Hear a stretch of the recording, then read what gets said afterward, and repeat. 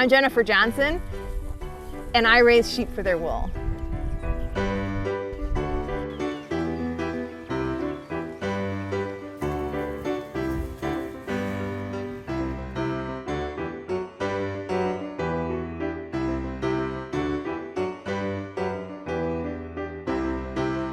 Every spring, we eagerly anticipate the arrival of our newborn lambs.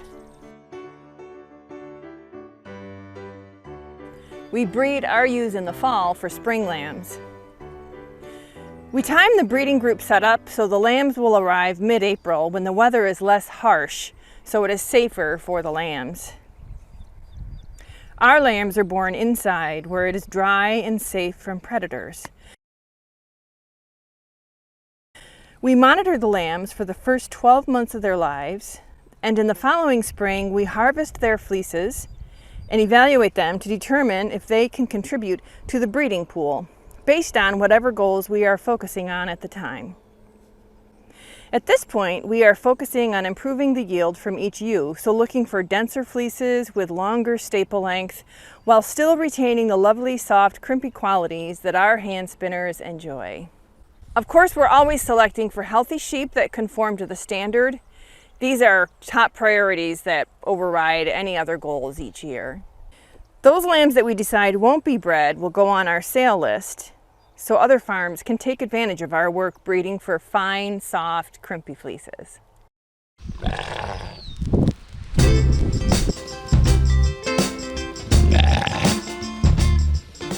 Rams, or male sheep, have their own living quarters separate from the ewes.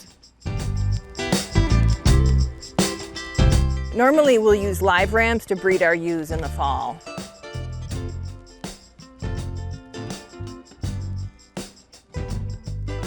Last year we had the opportunity to use semen that was harvested from rams that reside in the UK. We did this because we wanted to expand the genetic diversity of our flock. That's always good for the health and long-term sustainability of a flock. The process of impregnating ewes with harvested semen that is stored in straws is called artificial insemination. If you're interested in learning more about the process of artificial insemination, or AI, I have a whole playlist dedicated to our process as we went through artificially inseminating our ewes.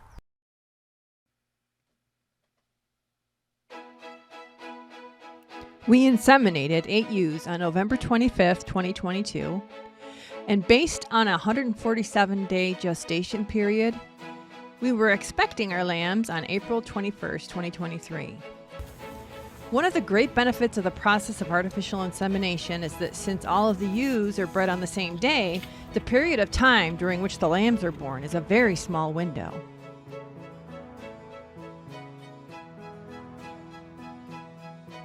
Compare this with using live rams.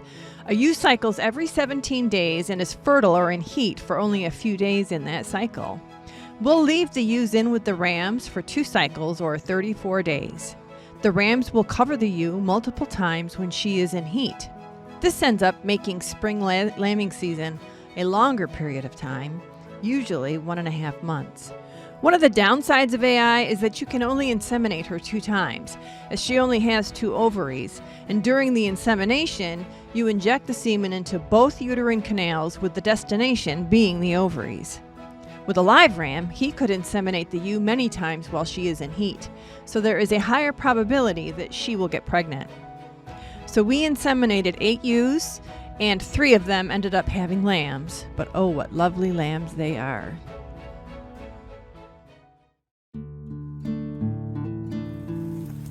The first ewe to have lambs was Ophavia. She had 2 lovely little ewes, a white and a gray ewe, on April 18th. She was bred to Oberon, a white ram from a farm in the UK called Wildley Farms. Oberon is a white ram, so we were surprised to get a gray catmugget ewe out of them. Catmugget is one of the many patterns that Shetlands can express. The catmugget pattern is when they have a dark V eyebrow and a dark mouth, and the wool on their underside is darker than the wool on their top. Upon further research, we discovered how this happened. So if we take a look at the genetics behind this lamb, specifically the characteristic or allele that determines her pattern, pattern is an allele, meaning it has its own location on a chromosome, and it is one of the many alleles that determine what the lamb will look like. There are 5 possible pattern genes. The most dominant is white, AWT is the symbol, then agouti, or AG, then catmugget, gullmugget, and then no pattern, and no pattern is also referred to as solid. We don't have agouti or gullmugget genetics in our flock at this time, so I'm not going to talk about those 2 patterns. So we recall from the genetics video I made that the phenotype describes what the sheep looks like, using the name of the gene that describes what she looks like. So in Ophavia's case, her phenotype is pattern white. Her genotype gives us both of the genes that she inherited from her parents. So it tells us if she has both pattern genes as white or if she is carrying a different pattern gene.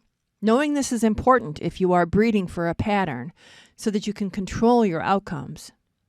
So Ophavia's genotype is white, no pattern. I want to show you how I know this. We have information about Ophavia's parents, which allows us to create what is called a Punnett square, a tool to help organize the 4 possible genetic makeups of any living thing. In this Punnett square, I have her dam indicated with green letters. Her dam carries no pattern.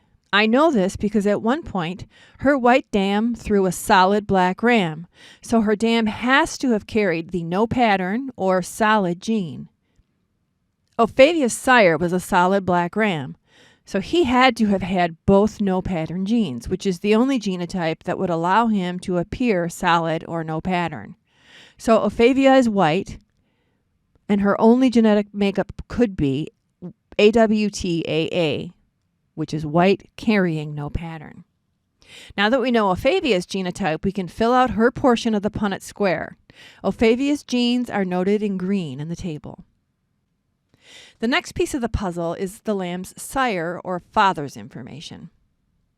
Oberon could have been tricky. He's not in my flock. He's not my ram. So I don't have readily available information about his offspring to tell me what he has thrown, which is a really big clue to help us understand the genotype of a sheep. What I do have is his pedigree. And what we know from his pedigree is that his sire is a gray catmugget. Really helpful data. We now know that Oberon is a white sheep that carries the catmugget gene. Now we can fill in his information on the Punnett square indicated in red. This gives us all 4 of the possible genetic makeups for this new lamb. Now we know by looking at her that she is not white, so that rules out 3 of the 4 possibilities. So in the end, she is a catmugget and she carries solid.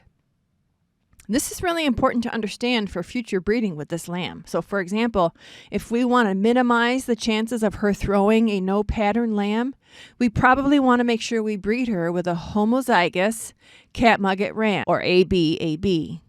Otherwise, there'll be a chance that she would throw a no pattern lamb if we bred her to a no pattern ram or a catmugget ram carrying no pattern. For more information on sheep color genetics, you can go to the video description and click on the link for a video I made all about color genetics in sheep.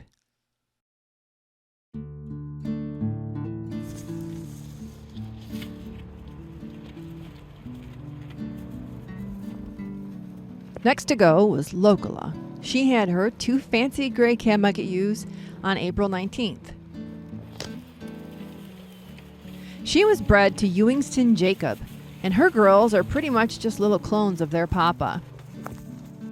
These girls have a little more straightforward genetics because their mother, Locola, is homozygous for no pattern, meaning both of her genes are the same and they're no pattern. Since the gene no pattern is recessive, we know that both ewes carry no pattern from their mother. Since they look catmugget, we know their first gene is catmugget. So they are catmuggets that carry no pattern. I don't know Jacob's genotype for certain, but I don't need it in order to know my ewe lamb's genotype.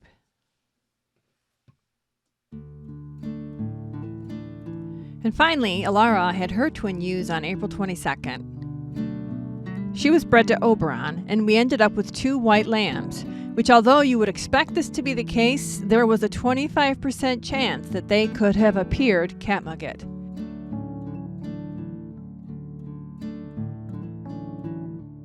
This is because both parents carried a pattern that was not white.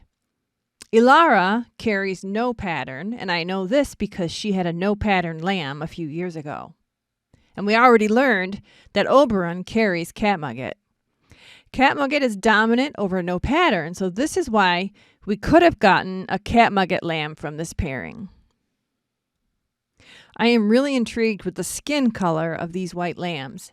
If you notice, one has very pink skin, the other has dark speckled skin. You can easily see this on their noses. I am wondering if it has to do with the pattern that they carry. Possibly one is carrying solid and one is carrying catmugget. Or could it be that one is homozygous for black, another entirely different allele that determines what the sheep looks like?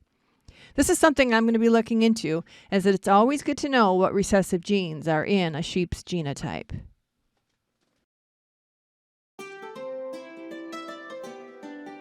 I'm always thrilled to get any lambs at all, but this year was a different year because we were hoping to get rams or male sheep. So with an F2 ewe, I can get at most 2 lambs in 2 years, and here's why. My first year, I don't breed ewe lambs. So in the second year, when I breed her, I will probably get a single. I could get twins. So with the ewe as the F2, the most I can get in the next 2 years would be 2 more lambs. With the ram lamb as the F2, I can get at most 24 lambs in 2 years, assuming every ewe I breed him with has twins.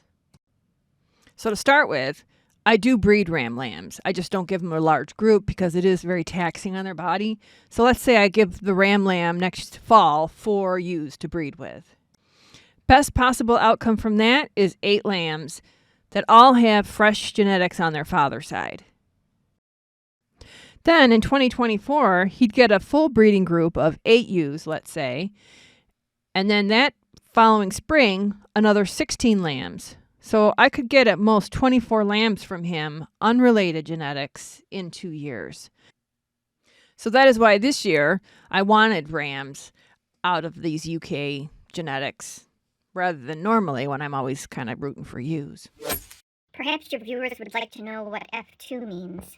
Hi, Correcting Cat. Hey, that's a great idea. Thanks for the suggestion. She's the Correcting Cat. She tells us this and that. Sometimes she wears a hat. She's the Correcting Cat.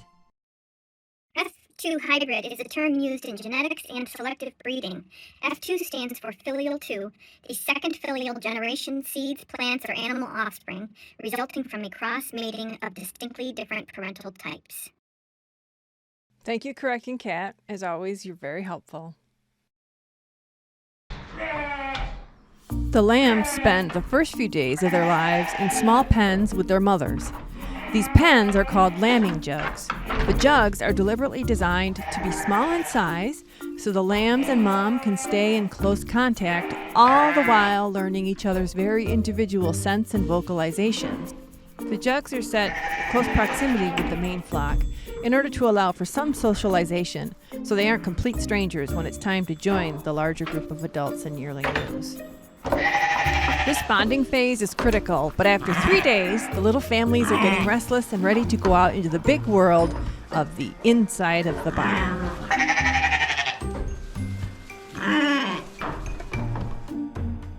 The main flock of about 50 ewes goes outside into the pasture to enjoy their breakfast of hay. I lock them outside of the barn so that our new little families will be undisturbed as they learn how to find each other in a larger space with only the distraction of other new families.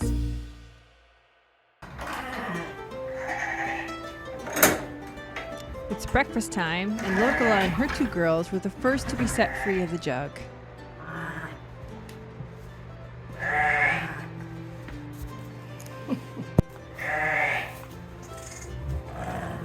Locola is vocalizing her mothering natter. This is the only time the ewes make this sound. It's a guttural murmur that comforts her lambs and lets them know She is attending them and keeping them safe. You can see she's a little betwixt and between the need to satisfy her hunger and her equally strong urge to protect her lambs.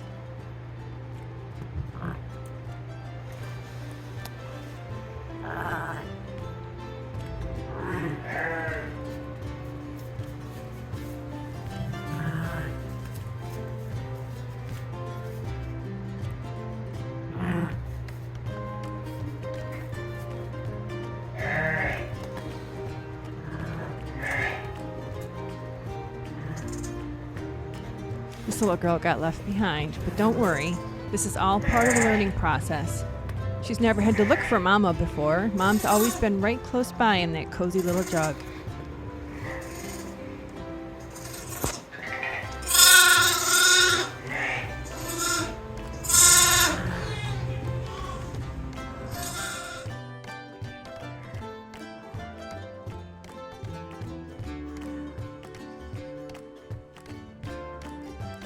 Locola is assuring them that she is here and they are safe, and maybe they could go explore for a while she grabs something to eat.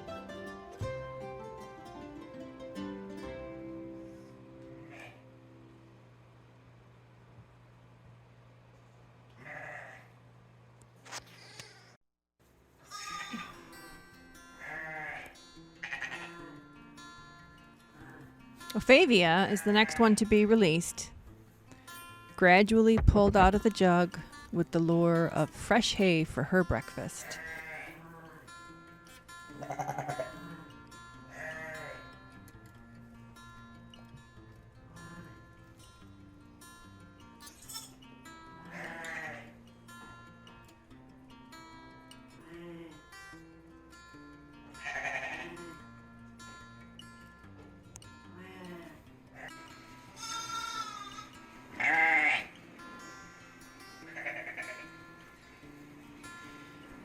Ilara's lambs were born last and needed a few more days in their jug before they got to go out with the other lambs. Ilara's jug is close to the outside door, so we set up the heat lamp in their stall to combat the spring chill.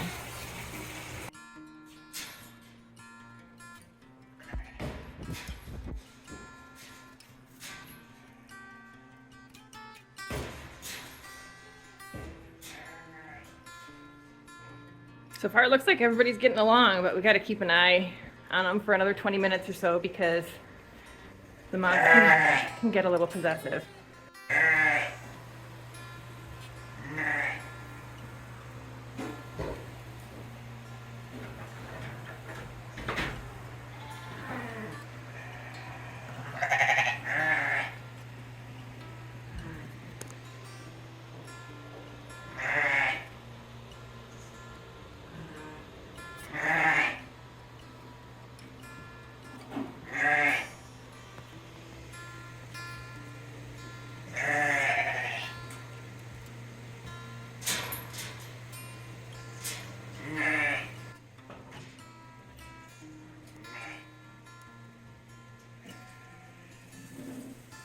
If a mother doesn't recognize the scent of a little lamb from another ewe, it's considered an intruder and gets a little warning shove to prevent it from harming her offspring. So no doting aunties in this crowd. Putting the mothers together gives them a chance to work out their anxieties of protecting their lambs from a small group of adults, and it gives the lambs a chance to experience the harsh reprimand of pretty much any sheep in the flock whom they will eventually meet.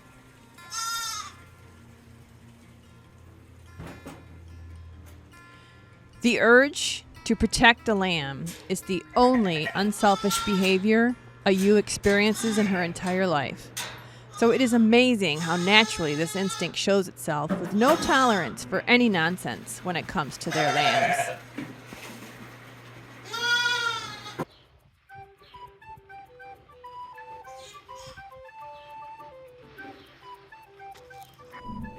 Notice they're still a little bit nervous to get too far away from Mom. Ooh!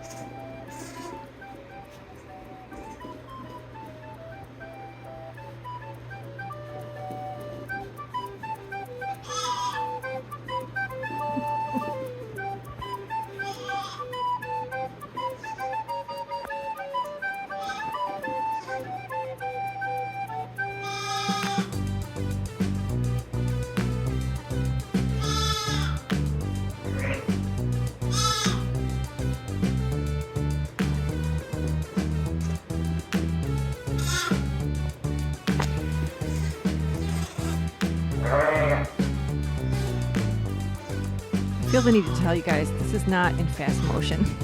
This is really how fast they were moving.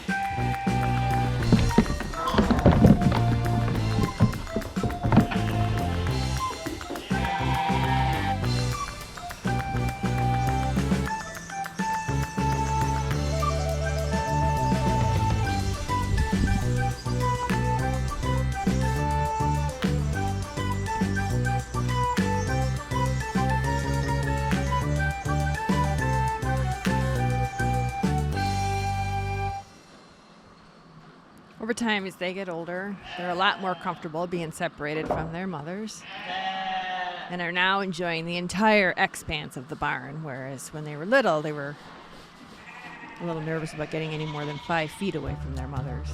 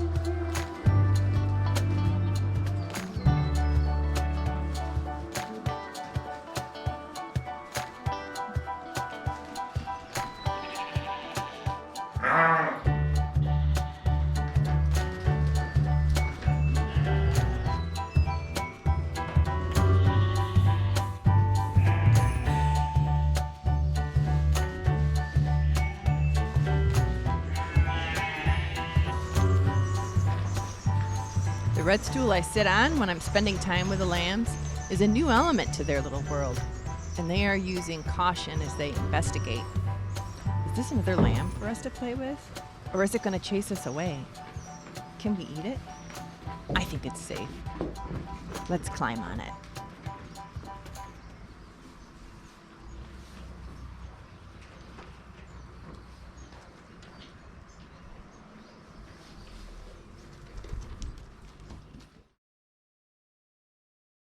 The lambs are growing really fast, and they have a really different appearance from the balance of our flock. So I'm really excited to see what they're going to do in future generations as far as the appearance of the sheep in our flock, and of course the fleeces as well. So we're not going to breed the lambs this fall. It's July right now, so 3 months from now. Shetlands take 3 years to get to full growth, and so what we'll do is we'll overwinter them before we breed them, and then next fall, if they meet the requirement, the weight requirement, which would probably be around 60 pounds, then we would set them up in a breeding group. So sheep stay lambs up to 12 months. And then from 12 to 24 months, they're called yearlings. So this is Mabel. She's a full-grown Shetland ewe. I think she's 5. And she's had lambs before. This is Belva. Belva's a shorter ewe, but she's got good weight. She's got really good condition, and she's bred. She's had lambs for us before. Now the lambs are older, and they're going out to the pasture with the big girls for the whole day. They still nurse, but have also added water and pasture grass to their diet. Though they're much more independent, occasionally Mom still needs to step in to protect them from other grown ewes in the flock. Elara is in protect mode here, aggressively lifting her front leg and pricking her ears back to signal to Elizabeth that she better back off. But for the most part, their days are now about filling their little bellies with nice pasture grass and hanging close to Mom in case they need protection or a quick drink. Local as ewes show us very nicely the classic catnugget pattern. Dark V eyebrows, darker wool on their underside, and lighter wool on the top.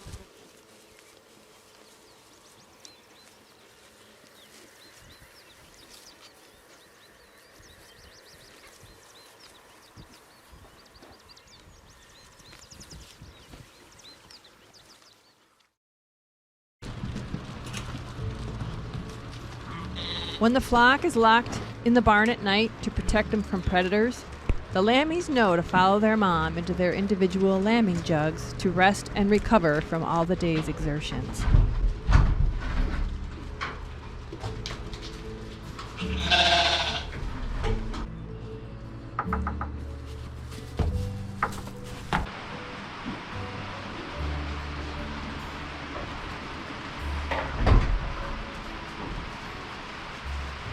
Clever.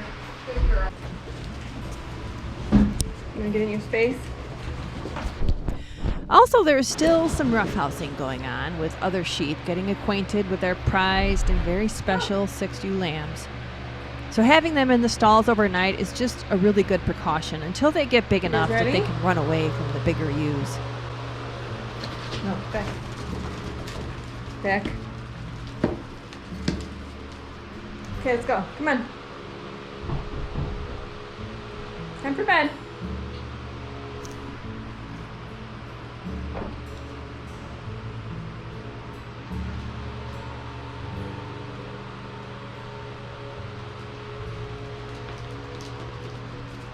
Clever girls.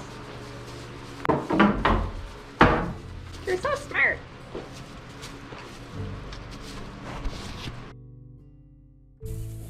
We are definitely going to use AI again. I liked the process. I loved lambing. It was so easy because, you know, you're in this really narrow, short window. We have 10 straws in storage, and literally they're like coffee stirrers where they put the semen in there, and then they put it in this freezer to store them. They store them frozen. So it's definitely something we're going to try again. We are raising sheep for their wool for hand spinners to enjoy. Part of that effort involves breeding sheep each year in order to improve the product we offer. A side benefit is to enjoy the lambs we produce, to watch them grow and play, and just fill our hearts with joy. Thank you for watching this video. For more videos about lambs, click on the link in the description to the playlist all about lambing.